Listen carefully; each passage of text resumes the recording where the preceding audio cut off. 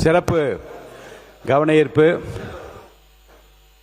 கர்நாடகா ஹனூர் அருகே கர்நாடக வனத்துறையினரால் தமிழர்கள் கொல்லப்பட்டது குறித்து சட்டமன்ற பேரவை விதி 55 கீழ் எதிர்க்கட்சி தலைவர் மாண்புமிகு திரு உதயநிதி ஸ்டாலின், மாண்பு உறுப்பினர்கள் திரு KN நேரு, மாண்பு உறுப்பினர் திரு ஏவா வேலு, மாண்பு உறுப்பினர் திரு ஓ பன்னீர்செல்வம், மாண்பு உறுப்பினர் முனைவர் பால் மனோஜ் பாண்டியன், மாண்பு உறுப்பினர் முனைவர் MH ஜவஹருல்லா, மாண்பு உறுப்பினர் திரு K நித்யானந்தன், மாண்பு உறுப்பினர் திரு மு தம்மிமுன் அன்சாரி, மாண்பு உறுப்பினர் முன்னாள் முதலமைச்சர் திரு எடப்பாடி K பழனிசாமி, மாண்பு உறுப்பினர் திரு அகில கிருஷ்ணமூர்த்தி, மாண்பு உறுப்பினர் திரு OS மணியன், மாண்பு உறுப்பினர் திரு ராஜேந்திரன், மாண்பு உறுப்பினர் R காமராஜ், மாண்பு உறுப்பினர் திரு KC கருப்பண்ணன், மாண்பு உறுப்பினர் திரு தளவாய் சுந்தரம், மாண்பு உறுப்பினர் முனைவர் திருமதி சௌமியா அன்புமணி, மாண்பு உறுப்பினர் கணேஷ்குமார், மாண்பு உறுப்பினர் சிவகுமார், மாண்பு உறுப்பினர் திரு வைத்திலிங்கம், மாண்பு முனைவர் திருமதி தாரகை கத்பட், மாண்பு உறுப்பினர்கள் திரு T ராமச்சந்திரன், மாண்பு உறுப்பினர் திரு K மாரிமுத்து, மாண்பு உறுப்பினர் திரு செல்லசுவாமி, மாண்பு உறுப்பினர் திருமதி லதா, மாண்பு உறுப்பினர் திரு M போஜராஜன் ஆகியோர் முன்னறிப்பு கொடுத்துள்ளார்கள். இவற்றை நான் சிறப்பு கவன ஈர்ப்பு தீர்மானமாக எடுத்துக்கொள்கிறேன். கட்சிக்கு ஒரு வீதம் மாண்பு உறுப்பினர்கள் இப்பொருள் குறித்து சுருக்கமாக கூறி அரசின் கவனத்தை ஈர்க்கலாம். மாண்புமிகு உறுப்பினர் முனைவர் பால் மனோஜ் பாண்டியன் அவர்கள்.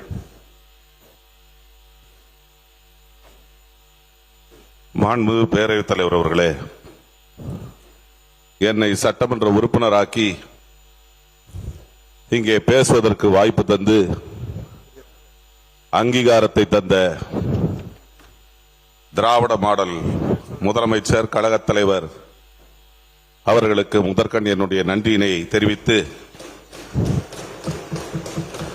வாய்ப்பு தந்த தங்களுக்கும் என்னுடைய நன்றியினை தெரிவித்து, இன்று ஒரு முக்கியமான பிரச்சனை கர்நாடக மாநிலத்தில் உள்ள சாம்ராஜநகர் மாவட்டத்தில் ஹன்னூர் தாலுகாவில் மரியமங்கலா வனப்பகுதியில் 3 தமிழர்கள் கால்நடைகளை தேடி சென்றபோது அநியாயமாக வனத்துறையினால் சுட்டுக் கொல்லப்பட்ட இந்த விவகாரத்தில் தமிழர்கள் அங்கே பாதிக்கப்பட்ட போது, எங்கே தமிழன் பாதிக்கப்பட்டாலும், எங்கே தமிழர்களுக்கு இன்னல்கள் வந்தாலும் அதற்கு முதலில் குரல் கொடுத்தவர் கழகத் தலைவர் என்பதை இங்கே பதிவு செய்ய விரும்புகிறேன். வனத்துறையினால் எந்த ஒரு காரணமும் இல்லாமல் அப்பாவி விவசாயிகளான அவர்களை சுட்டுக் கொன்றது மனித உரிமை மீறல். இது ஒரு ஃபேக் என்கவுண்டர் என்று கூட அழைக்கலாம். ஃபேக் என்கவுண்டர் என்று சொன்னால் சுட்டுக் கொல்லப்பட்ட அந்த விவசாயிகளுக்கு நியாயம் கிடைக்க வேண்டும் என்று சொன்னால் அங்கே உச்ச நீதிமன்றத்தினுடைய தீர்ப்புகள் பின்பற்றப்பட்டதா? இறந்தவுடன் வனத்துறையினர் அதனை தேசிய மனித உரிமை ஆணையத்துக்கு தெரிவித்திருக்க வேண்டும், கொலை குற்ற வழக்கு பதிந்திருக்க வேண்டும்.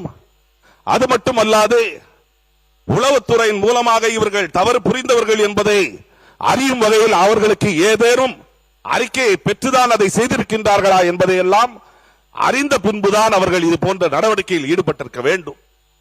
ஆகவே அவர்களை பாதுகாக்கின்றவர்கள் மீது கூட சட்டப்படி வழக்குகள் பதிவு செய்யப்பட வேண்டும்.